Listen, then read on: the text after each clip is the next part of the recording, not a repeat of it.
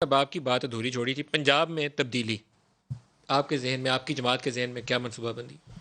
پنجاب میں تبدیلی ویسے تو اگر وفاق میں بھی کریں تو، لیکن پنجاب میں تبدیلی جو ہے اوبویسلی اس پہ جو طریقہ کار آئین میں قانون میں اس کے مطابق ہی کریں گے. اور کوئی اگر الائز ساتھ میں، جس طرح انہوں نے الائز ساتھ میں شامل کیے ہوئے ہیں، ان کی گورنمنٹ ہے تو الائز کو ساتھ شامل کر کے اگر کوئی ہم وہاں پہ اسٹرکچر اچھا کھڑا کر سکے، کیونکہ پنجاب کی عوام جو ہے ندیم صاحب سفر بہت کر رہی ہے سیاست سے ہٹ کے.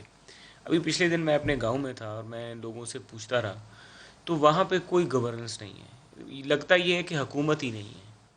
کوئی نہ پرائس کنٹرول کام کر رہا ہے، نہ وہاں پہ جو ہے کوئی اس طرح کی چیزیں ہو رہی ہیں کہ اگر کوئی بجلی خراب ہوگی تو کوئی بجلی ٹھیک کرنے محکمہ آ جائے گا.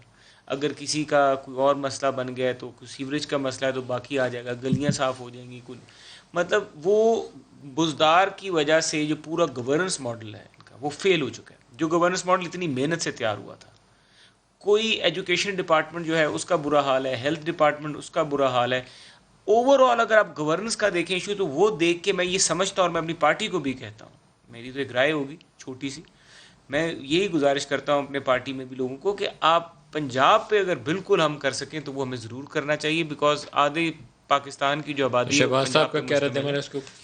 دیکھیں اوبویسلی اب اس سارے معاملے میں جس طرح شہباز صاحب کا، یہ پارٹی سب سینئرز کا یہ ہے کوشش کہ اگر وہاں پہ کوئی صورتحال بنے تو ضرور کوشش کرنی اگر چاہیے، ڈویبل ہو بیکاز تو کرنا چاہیے. دیکھیں یہ میری رائے ہے. نہیں، آپ کی قیادت کی بھی یہ رائے ہے؟ قیادت کی تو ابھی میں ان کے بارے میں کچھ نہیں کہہ سکتا کیونکہ کنکلوسیو رائے جو ہے ابھی تک اس پہ فارم نہیں ہوئی، لیکن یہ میری رائے ضرور ہے کہ پنجاب آپ میں اگر بتائیے. کچھ